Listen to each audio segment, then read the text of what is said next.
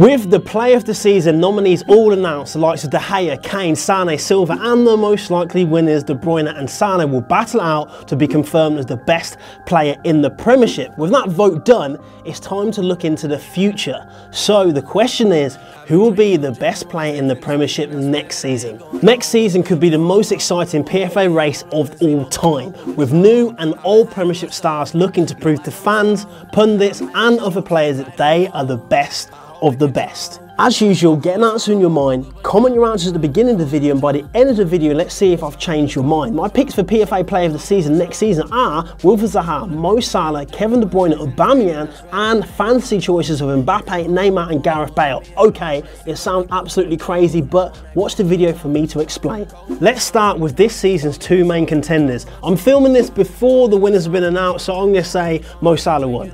If I'm wrong, feel free to troll me in the comment section.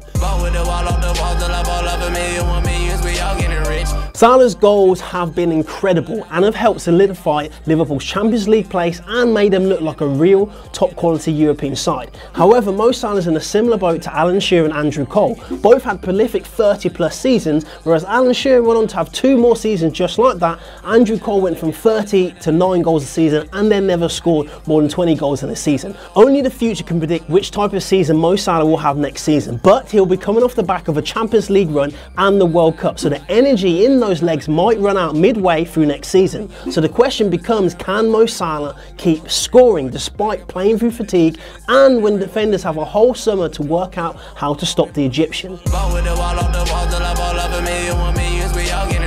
The other main man this year has been Kevin De Bruyne. De Bruyne's assist and playmaking has guided Manchester City to the title and got them in the conversation for the greatest Premier League side of all time. Hashtag watch our previous video.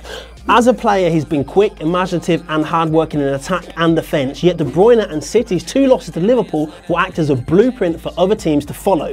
That blueprint will say, stop De Bruyne from playing and City can be stopped, or make sure he has no one to pass to. When a player builds himself on assists, has to rely on strikers to score, his quality is determined by his teammates' ability to finish. Example, Ozil makes lots of assists for Arsenal, but they're super wasteful. Whereas City have quality strikers, but with every miss from Sterling, there's a chance De Bruyne might not get the assist statistic he needs or end up missing out on the PFA award next season. This is why I think De Bruyne's best chance is this year.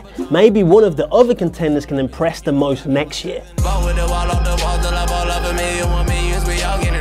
Aubameyang made a flying start for Arsenal. He set an Arsenal record by scoring 5 goals in 6 first games. This was whilst he was trying to gain form and adjust to the more physical Premiership game. With more time, more training, more time to form a connection with his teammates, there's a massive chance that the Garban striker can become very prolific for Arsenal next season. However, I do think it hinges on another player. If Mkhitaryan can also gain some form, then he'll be even better. Like the form De Bruyne shows, it makes it even easier for Aubameyang to succeed when Mkhitaryan's giving him great assists. It could become a battle between them for player of this season, similar to De Bruyne versus Salah in terms of a playmaker versus a goal machine. Both men will be missing the World Cup, so both of them will have a summer to rest and become jealous of their peers. That jealousy can make them want to go on and prove why they should have been playing in the showcase for the best players in the world. Aubameyang will score goals whomever he plays with, but if Mkhitaryan can get back to his former Player of the Year form he showed for Dortmund in the Bundesliga, then Aubameyang can go from maybe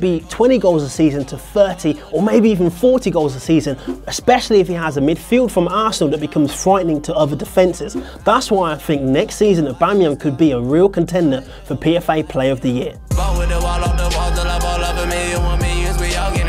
Wilfried Zaha is like a Bitcoin stock. He had a rapid rise, crashed whilst at Manchester United, but now he's found maturity and he's starting to rise steadily and may become a game changer globally, not just in South London. Right now, Crystal Palace without Zaha is very much a championship level club, but with Zaha they have a trickster, they have a speedster, they have a player seeking to prove doubters wrong. Since returning from injury, Zaha has led Palace in assists, goal scoring and attempted dribbles. I think Alex Ferguson saw Zaha as a young Ronaldo, yet Ronaldo's boots were probably far too big for any player to fit except maybe Kylian Mbappe. But Zaha can be similar to Gareth Bale, not a late bloomer, but a player that steadily found form once they grew into their own body. Zaha of today is like he ate the younger version of himself that United signed, much like how one summer Gareth Bale just came back looking like he'd taken some super soldier serum, or every other Premiership player had been shrunk. Zaha can rest up during the summer, as the Ivory Coast haven't qualified for the World Cup. This means he can come back fresh, excited, full of energy and ready to prove doubters wrong, and maybe even playing for a bigger club like Tottenham Hotspurs. But as we're talking about Bale, there's a list of players that might be coming to the Premiership who might steal that PFA trophy. They're coming up next. I just wanted to quickly mention some fantasy transfers that would mean that the PFA vote would be ridiculously close next season. If PSG get told they need to sell players because of financial fair play, and somehow Manchester City land Kylian Mbappe, or Manchester United do a Pogba and Martial swap deal for Neymar, then the PFA vote and the best player in the Premier League will be blown wide open. But I think Mbappe would have the better chance out of the two. He's far hungrier and more of a worker than Neymar, but he's getting closer and closer to the Brazilian when it comes to scoring ability. So if Mbappe is able to play under Pep Guardiola, it'll take his abilities to Messi/Ronaldo levels. But of course, those are just two fancy transfers. Let's talk about a transfer that could happen.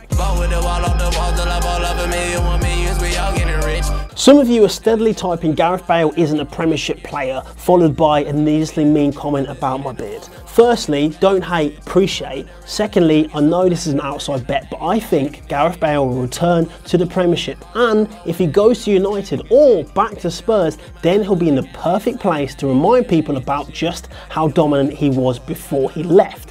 Why? Because at Madrid, Bale plays second fiddle to Ronaldo, and I think this Robin instead of Batman role plays heavy on some players' minds, especially a player that was very much Batman, Superman and Goku when he was at Spurs. He was the hero that saved the day, he was the hero that carried the team. At Madrid, that's not the case. Whereas right now, Spurs without Kane can still win some games with the likes of Ali and Son Heung-min and Eriksen. However, Spurs without Bale at the time were a mid-table team at best. If Bale goes to United and teams up with the other long list of recruits United will be bringing in, he will have a chance to be a leader amongst men trying to catch City, whilst being managed by a manager who knows he could be his last season if he doesn't prove doubters wrong and bring success back to Old Trafford. The question is, can Bale be the player to bring the title back to Old Trafford, or to take the title to Spurs for the first time? I think maybe he could be, but it all depends on what happens in the summer. But in reality, I think the winner next season will be Liverpool's Mo Salah. I can see Liverpool becoming very dominant next season, and his team will get better and he will get better along with him, especially as he's the figurehead of their lightning quick attack. Thus, if goals are the best indicator for the likelihood of a player winning PFA Player of the Year, then his goal tally will be more like Alan Shearer than it will be like Andrew Cole. With that said, that's my list of potential PFA winners. I want to know yours. Let me know who you think can win the PFA Player of the Year next season. Hit me up in the comment section. I've been Anto Allen. Thanks for watching. I'll see you again tomorrow. Peace. Rolling the rest of the nuggets, so blinded, I just got a package, no bag in the shit. Just up the plus like a whole bunch of cars on the road, what that mean I was traffic and shit. Next year I'm moving my talents to Cali, I swear that I ain't